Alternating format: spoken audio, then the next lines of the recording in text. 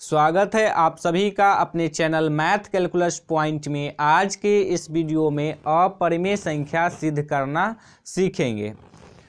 तो चलिए अब शुरू करते हैं। देखिए प्रश्न है, सिद्ध करें कि √3 एक अपरिमेय संख्या है।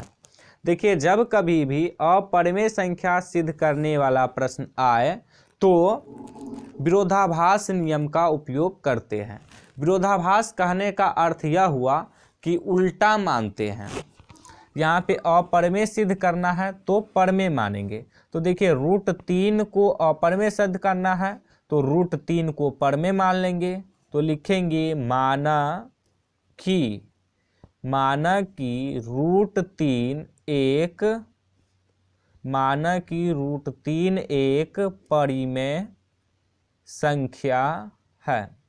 देखिए परिमेय संख्या को p/q के रूप में लिख सकते हैं। तो √3 को परिमेय संख्या माने हैं तो इसीलिए √3 को p/q के रूप में लिख सकते हैं। अब लिखेंगे जहां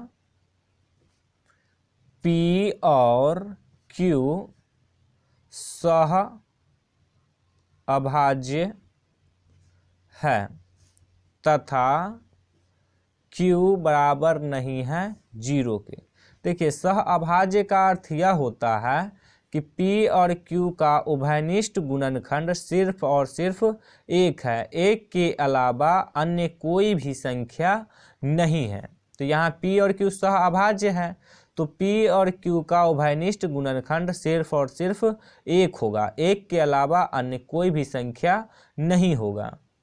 अब देखिए यहाँ देखिए ये √3 है, इस रूट को हटाएंगे तो रूट को हटाने के लिए स्क्वायर करते हैं यानी कि वर्ग करते हैं। तो देखिए बराबर के इस तरफ यदि वर्ग करेंगे तो बराबर के इस तरफ भी वर्ग करना होगा। तो बराबर के दोनों तरफ वर्ग करेंगे तो इसके लिए लिखेंगे दोनों तरफ वर्ग करने पर। अब वर्ग करेंगे तो ये हो जाएगा √3 का स्क्वायर बराबर p/q का स्क्वायर। अब देखिए स्क्वायर से रूट कैंसिल हो जाएगा तो ये हो जाएगा 3 बराबर p²/q²।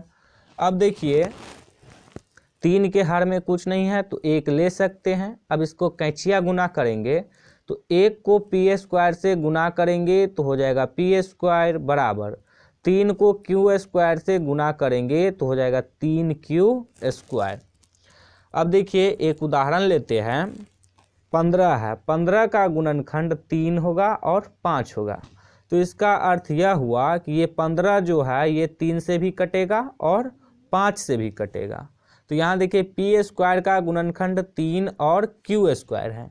तो इसका अर्थ यह हुआ कि p² 3 से भी विभाजित होगा और q² से भी विभाजित होगा। तो इसको यहाँ पे लिख सकते हैं कि p² 3 से विभाजित है। अब देखिए एक और उदाहरण लेते हैं। 4 का स्क्वायर यदि 2 से विभाजित है, 4 का स्क्वायर हो जाएगा 16/2। 4 का स्क्वायर यदि 2 से विभाजित है तो 4 भी 2 से विभाजित होगा। तो वही यहाँ पे देखिए p² यदि 3 से विभाजित है तो p भी 3 से विभाजित होगा। तो लिखेंगे इसीलिए p भी 3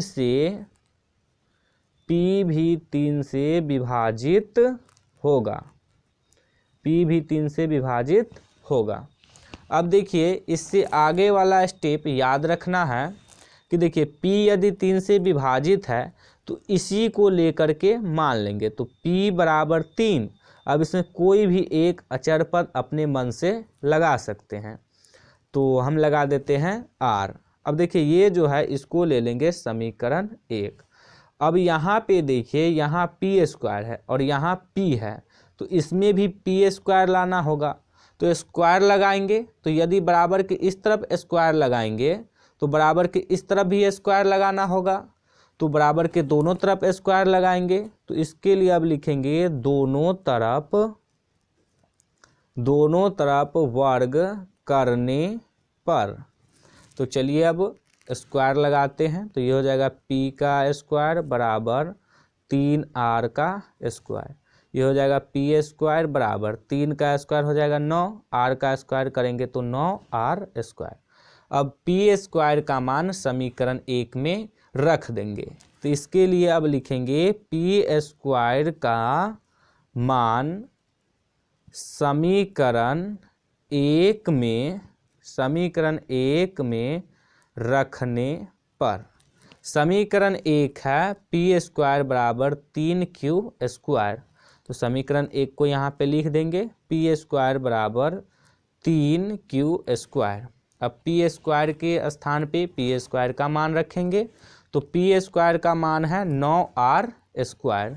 तो अब यहाँ पे लिख देंगे 9r स्क्वायर बराबर 3q स्क्वायर।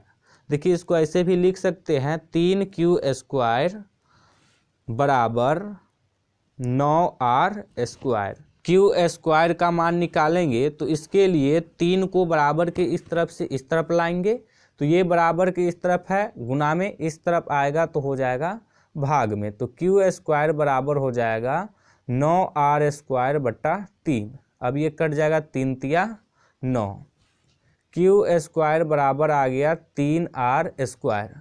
अब देखिए q स्क्वायर का भी गुणनखंड आया है 3 और r स्क्वायर, तो q स्क्वायर भी 3 से विभाजित होगा। तो अब यहाँ पे लिख सकते हैं q स्क्वायर 3 से विभाजित है, तो इसीलिए q भी 3 से विभाजित होगा।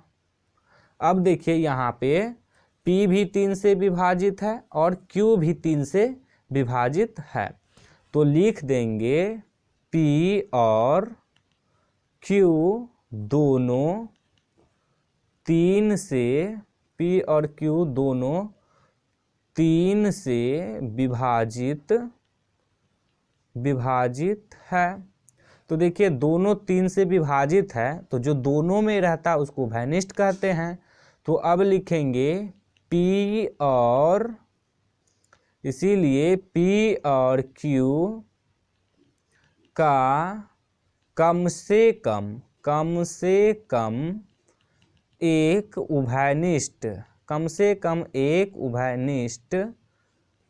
उभयनिष्ठ, ये स्टेप आप लोग याद रखिएगा। चूँकि p और q का कम से कम एक उभयनिष्ठ गुणनखंड 3 है। अब देखिए यहाँ पे हम लोग क्या माने थे कि p और q सह अभाज्य है। सह अभाज्य का अर्थ होता है कि p और q का उभयनिष्ठ गुणनखंड सिर्फ और सिर्फ 1 है, 1 के अलावा अन्य कोई भी संख्या नहीं है। लेकिन यहाँ देखिए यहाँ पे क्या आया कि p और q का उभयनिष्ठ गुणनखंड कम से कम 3 है, तो 1 के अलावा तो 3 भी आ गया। तो हम जो माने थे वो गलत माने थे, तो अब लिख देंगे अतः हमारी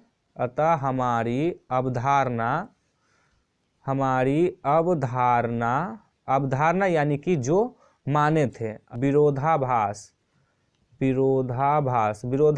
का अर्थ होता है उल्टा, विरोधाभास है। तो उल्टा है यानी कि पर में माने हैं लेकिन वो विरोधाभास है, तो पर में माने हैं तो वो हो जाएगा अपर में। तो लिखेंगे इसीलिए √3 एक अपरिमेय संख्या है।